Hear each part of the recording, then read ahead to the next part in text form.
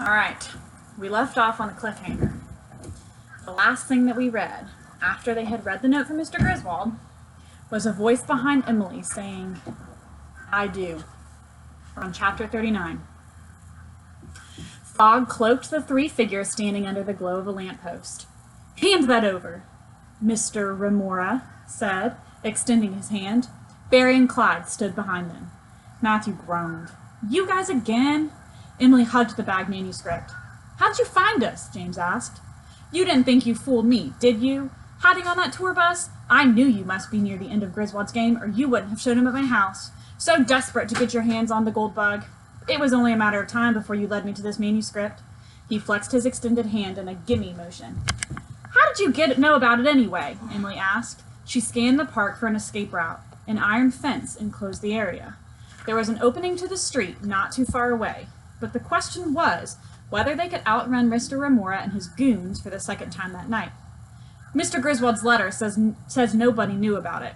Pausing here, remember when we were first reading about Mr. Remora and Barry and Clyde, it was when they were at Mr. Remora's house, and that's when they ran away to flash on the bus. So that's why they're saying the second time that night. "Who do you think authenticated the manuscript?" Mr. Remora said. He shoved both hands deep into his pockets, pulling his jacket closed again against the misty night. "I've worked for that man for a long time. I deduced his connection to Rufus Griswold within my first year of working for him. And he didn't find the lost Poe manuscript. I did. But there's no credit to me in that charming letter of his, is there? Of course not. We should have been partners, a 50-50 split. He never would have known what he had under his nose if it hadn't been for me." Mr. Remora paced in front of Barry and Clyde, his hands out of his pocket now, flinging in all directions as he talked. "Then, Garrison played this game without consulting me. You know what he said when I called him on it?" Mr. Remora jabbed a finger at Matthew like he expected him to respond. Matthew shook his head and stepped back. He said, "Oh, but you will be a partner, Leon. All you have to do is play the game. And win." And he laughed. Emily frowned. Mr. Griswold wouldn't have been that mean. When he told me his plan to give you manuscript away as the prize, like it was a honey-baked ham or plastic trophy, I was horrified. That work deserves to be in a museum, not buried in the ground like a bone, free to any dog that digs it up. "Mr. Griswold agrees with you. He says so in his letter," Emily insisted. "Ha!" Mr. Remora barked. "If he agreed with me, then it wouldn't be in your greasy hands right now. You're probably getting peanut butter all over it." "It's wrapped in plastic," Matthew said. "And my hands are clean," Emily added nervously. "You'll cut it up for paper dolls." Mr. Remora waved his arms, the strands of his hair flopping erratically. "Hey now, Uncle Leon," Barry said. Mr. Remora whipped a finger toward him. "You don't get a say in this. I trusted you with entirely too much. This child has been more resourceful than you, Barry. You're worthless. You lose money that's not yours on horse races. I'm bailing you out with bookies left and right, and then I ask you to take care of one simple thing. And you screw that up too." His shrill voice rang in the night. Emily's eyes flicked from Mr. Remora to the fog-shrouded park in hopes of spotting someone coming to see what the noise was all about. Barry shifted from side to side, eyeing Mr. Remora.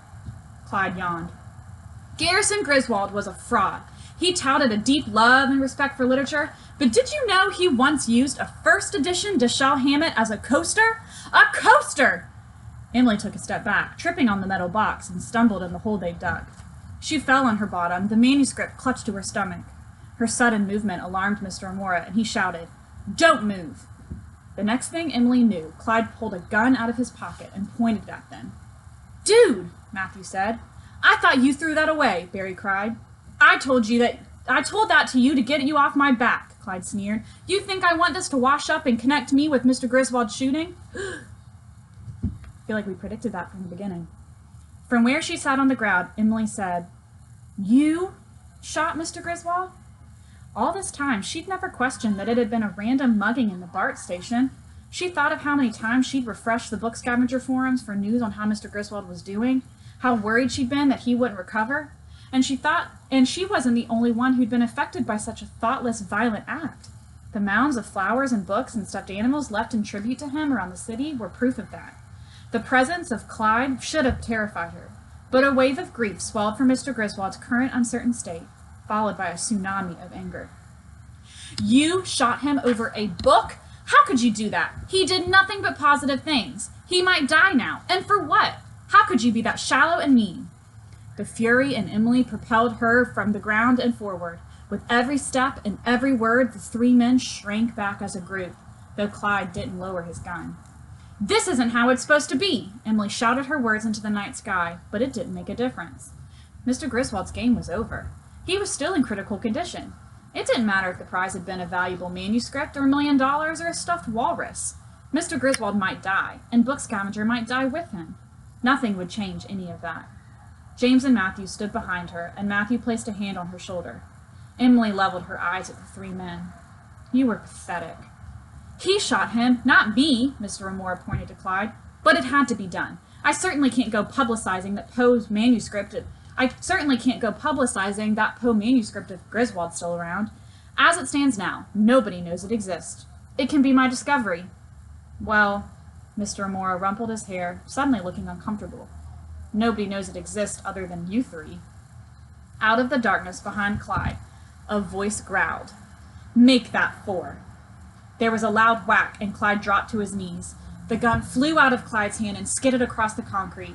Mr. Remora dropped to a crouch, covering his hand, then peeked up, scanning the ground. That is in the middle of the chapter. We only have 2 pages left, but I'm going to stop there because I want you guys to think, who is this 4th person who is getting in the midst of all of this?